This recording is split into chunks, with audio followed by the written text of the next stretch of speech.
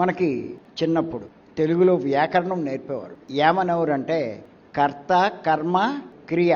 కర్త అంటే చేసేవాడు, కర్మ అంటే పని, క్రియ అన్న పనే. కానీ ఈ రెండిటికి కొంచెం తేడా ఉంది. ఏంటి తేడా అంటే కర్మ అంటే మన ప్రమేయంతో జరిగే పని.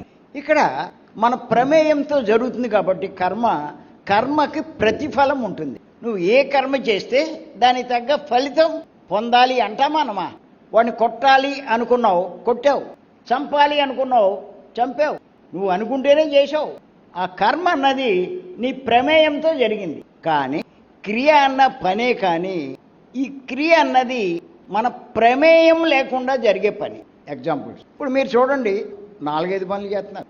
నా వంక చూస్తున్నారు, నేను చెప్పింది వింటున్నారు, వ్రాసుకుంటున్నారు, చాలా పనులు చేస్తున్నారు. ఇలా కానీ ఇవన్నీ చేస్తున్నారు మీరు. ఇంకో పని మీకు ప్రమేయం లేకుండా జరుగుతుంది. ఏంటంటే మీ శ్వాస జరుగుతుందా లేదా? గాలి బయటకు వస్తుంది, లోపలికి వెళ్తుంది. మీ పనులు మీరు చేసుకుంటూ ఉంటే దాని పని అది చేస్తుంది. అంచేత మీ ప్రమేయం లేకుండా ఇది జరుగుతుంది కాబట్టి దీన్ని క్రియ అన్నారు. శ్వాస క్రియ. అలాగే ఇంకో పని జరుగుతుంది. ఫుల్గా తినేసి వచ్చారా లేదా? వచ్చి కూర్చుని మీ పని మీరు చేసుకుంటున్నారు, ధ్యానం చేస్తున్నారు, ఇవన్నీ రాసుకుంటున్నారు, అన్నీ వింటున్నారు, అన్నీ చేస్తున్నారు. కానీ ఈ లోపల ఆ జీర్ణ కోసం ఏం చేస్తుందంటే మీరు తీసుకున్న ఆహారాన్ని జీర్ణం చేస్తుంది. ఏం చేస్తుంది? మీరు తిన్న ఆహారాన్ని జీర్ణం చేసి శక్తిగా మార్చి మీరు పని చేయడానికి ఉపయోగపడేటట్టు చేస్తుంది. ఆ శక్తిని మీకు శరీరానికి అందిస్తుంది. ఆ పని మీ ప్రమేయం లేకుండా జరుగుతుంది. అంచేత దాన్ని ఏమంటారు? జీర్ణక్రియ.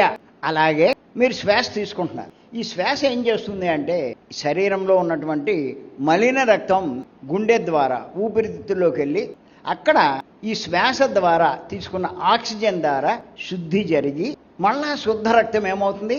గుండె ద్వారా మళ్ళా శరీరం అంతా ప్రసరిస్తూ ఉంటుంది. అలా నిరంతరము జరుగుతుందా లేదా? మీ ప్రమేయం ఏమైనా ఉందా? లేదు. కానీ ఆ పని జరుగుతూనే ఉంది. అంచేత దాన్ని ఏమన్నారు? రక్త ప్రసరణ క్రియ అని చెప్పి అన్నారు. అలాగే మన శరీరంలో పోగైనటువంటి మలినాలన్నీ కూడా ఆ కిడ్నీల్లోకి వెళ్ళి ఆ కిడ్నీల నుంచి ప్రతిరోజు మనకి నీరు ద్వారా మోషన్ ద్వారా బయటికి విసర్జింపబడుతున్నాయి. అలాగే చర్మం ద్వారా చెమట రూపంలో కూడా విసర్జింపబడుతున్నాయి. ఆ మలినాలన్నీ అలా వెళ్ళిపోతూ ఉంటాయి. దాన్ని ఏమన్నారు? విసర్జన క్రియ. ఇటువంటి క్రియలు ప్రతి ఒక్కళ్ళ శరీరంలో సుమారు 200 జరుగుతున్నాయండి. ఆ క్రియలన్నీ సక్రమంగా జరుగుతున్నాయి కాబట్టే మనం ఎంత ఆరోగ్యంగా ఉన్నాం.